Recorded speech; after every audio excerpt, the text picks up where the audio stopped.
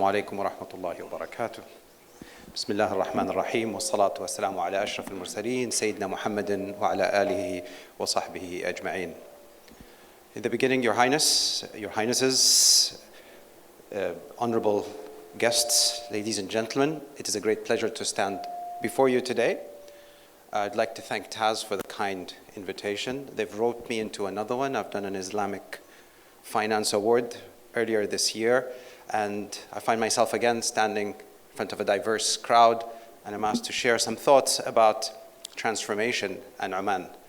Now, I've muddled this talk in my head for about a good week when Amir was hounding me with messages, trying to get me to confirm whether I'm going to be here or not. So kudos to Amir for confirming all of that. Thank you.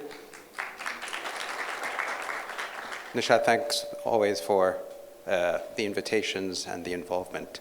Now, I've been asked to talk a little bit about transformation in the economy, but since I lecture in economics, and I've been talking about all sorts of aspects of the economy in the last couple of weeks, I figured I want to take a completely different direction today. I want to take you through a journey through time. I want you to think about 1,000 years ago, when ships used to sail from Oman to the Far East in a 5,000-kilometer journey.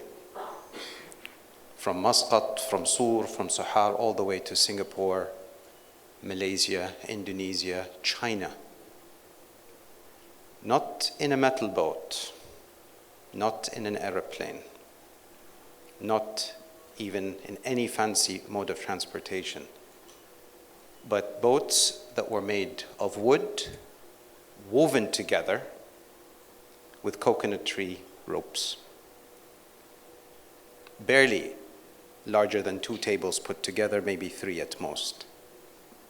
Having to face Indian Ocean's wrath for 5 months in hope of reaching the destination. Were there any GPS systems? No. Were there any compasses, astrolabes? Yes. Were there any stars to look at on a clear night? Perhaps. But all you had to go with is experience and good faith in Allah subhanahu wa ta'ala will help you reach your destination. Fast forward, 2010, that was recreated in the story of the Jewel of Muscat. That 5,000-kilometer journey from Oman all the way to Singapore was recreated almost to the letter. 7 months to create similar boats made out of different types of wood, not a single type. Creating a story of diversity, of ingredients, raw materials, efforts to go into creating something as simple as a boat that we take today for granted. But it wasn't the idea of recreating a boat for the purposes of a museum. Eventually it did make it to the museum. But it was a story about recreating 1,000 years of heritage, not only Oman's, but other countries as well, that the path included, the typical trade routes of the time. Now, why is this story interesting to us? It's because transformation, if you encapsulate in this anecdote, really talks about how we think about the things we can do or the things we want to do and what is required for us to change from one state to the next. In 2010, when that Jewel of Muscat sailed, it was struck by storms, problems, and survival of that crew. And they made more stops than necessary. While the path was clear, we want to get to some part of the east, today they had all of the available technology, but they used the traditional technology. Some might say that's not very forward-looking, but that was the challenge. Can we do it with our knowledge or can we not?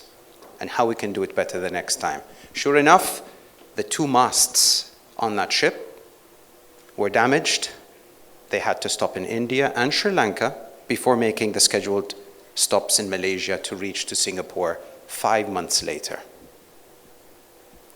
For us to recreate the past creates a very clear understanding from where we've come from so that when we look forward what we want to be, we understand our starting point. We understand the ground that we stand upon.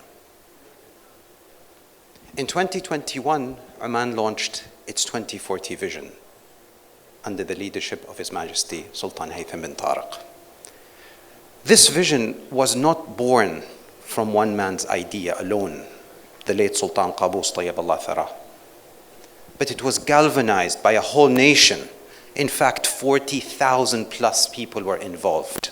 Some of you here might have been involved at some level or another, either in the planning, in the discussion, sharing your aspirations of what you see Oman would be like in 20 years from now, 15, if we were to be more accurate.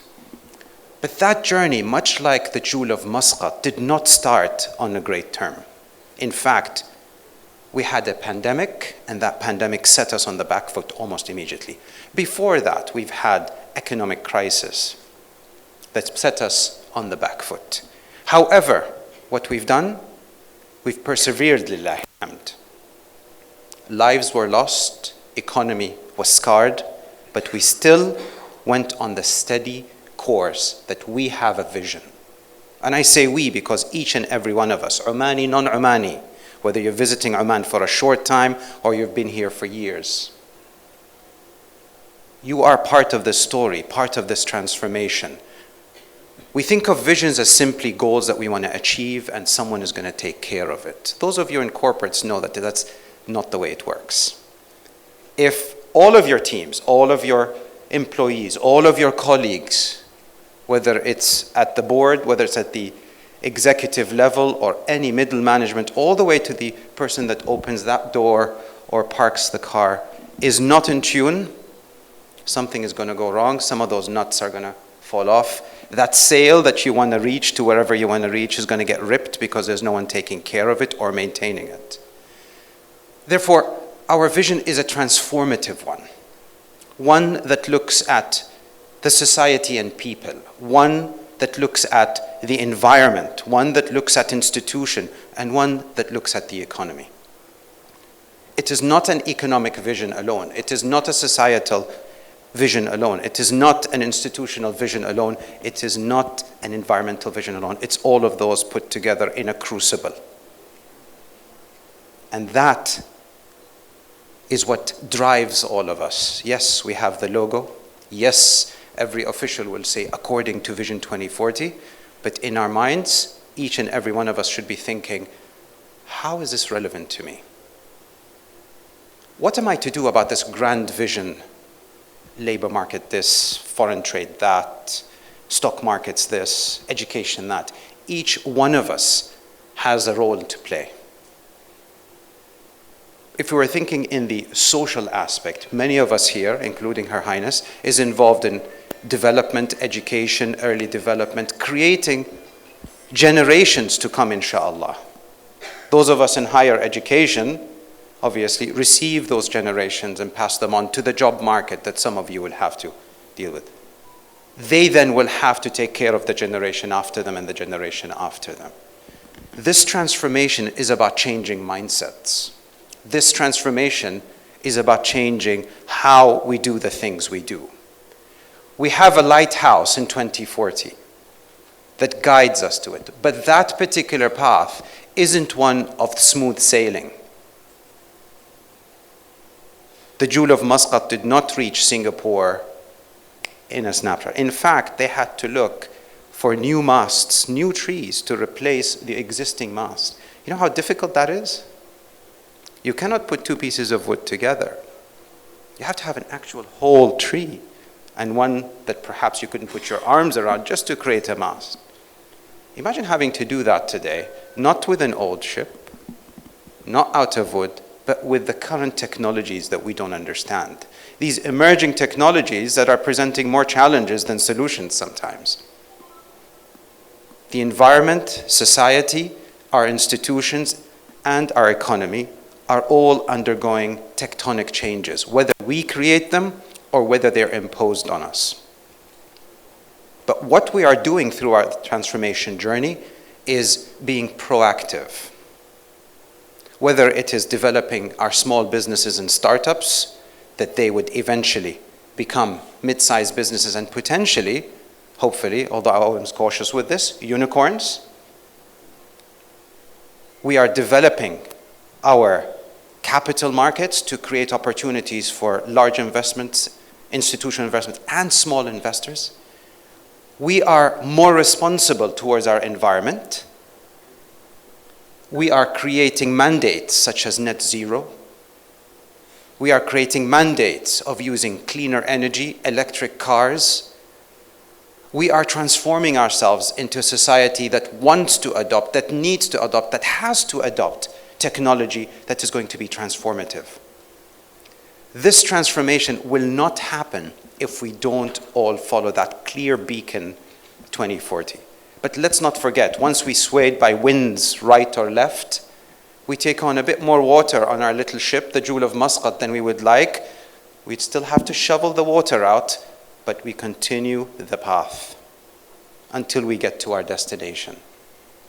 This transformation journey means that every corporate, every civil society member, every student, every parent are all involved and on board. There is no blame game here. There is no pointing the finger who does what and who doesn't. It is a societal responsibility.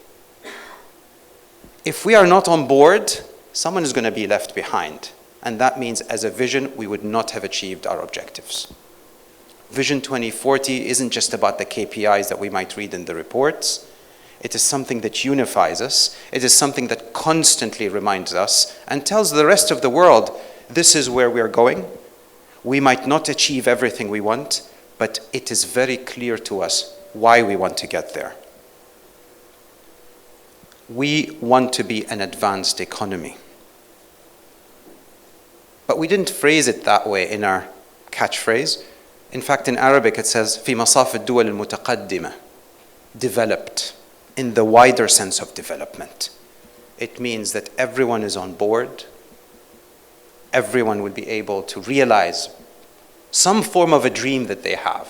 We won't all be satisfied. Let's not be too, fluffy about it. But society will provide opportunities. Society will provide the tools that we enable ourselves. In the panel discussions today, there'll be discussion about SMEs. And I'm very proud to have been a very small part of some of the SME journeys, whether with a discussion in a corridor, whether over a cup of coffee, or whether understanding the ecosystem itself. But today I'm extremely proud to see that the vibrancy in young people in providing solutions to problems that my generation and the generations before me could not fathom. How do we get our heads around them? Now, these journeys, part of our transformation, would not have been, will not be, and will not continue to be unless we support them in the appropriate way. Taking them on this journey with us, not hand-holding, that's not what they need, guidance, mentorship, coaching perhaps, but more importantly, inspiration. And that inspiration comes from our total belief that we know where we are going. It is not ambiguous. If anyone stops you in the street or at the mall, right? We don't walk the streets in Oman that much, but asks you, what is your vision about? What is this thing that you're talking about? What are you going to say to them? Are you going to tell them we promised we'll increase non-oil GDP to 90%, or increase Omani employment in the labor market to 40%, or FDI of 10%? That's not important. What does it mean to you? What does it mean to you, إذا الله أعطانا بعول الله عمر, to see 2040? How do you see yourself? Do you see yourself driving an electrical car, for example? Do you see your children opening businesses that we have not ever thought of today? Do you see yourself not having to go to an office, being able to communicate with others? Healthcare that is available to you through telemedicine, for example? Do you see people coming to Oman not simply because of one particular beach or another, because as a society we're providing sustainable solutions? Are we going to be the hub of Islamic finance in some form or another? Is our stock market going to be attractive not because there's a lot of money in it, but because it is sustainable and it provides green finance that nowhere else? Is our higher education going to be world class. Let's not benchmark ourselves with the US, Europe, and others, but let's be the benchmark. Are we going to be the environmentalists that's going to lead the conversation rather than be recipients of that? And if you're in oil and gas, perhaps you'll be leaders in providing those solutions that others could not. Those are all the things that transformation means to us. That is the end game. But even, bihawlillah, when we reach 2040, we would not stop. We will continue. What is our next goal? The next lighthouse. But for now, in 2024, as we say goodbye to this year and look forward to 2025, we would come to the last year of our current development plan and already thinking and working on the next. What do we want to do next? What is the next big step that we do? Is it innovation? Is it social justice? Is it creating a sustainable society? All of those things are part of our journey, and no one particular one will take priority alone. They all work together. Transformation is about change. Transformation is about making impact. I can change my masar, my khanjar, my dish dash, but if I'm the same person, that is not going to change anything. So I hope today the discussions and the engagements will get you to think slightly differently about the things that you take for granted, change the business as usual to something completely different, inshallah. Thank you.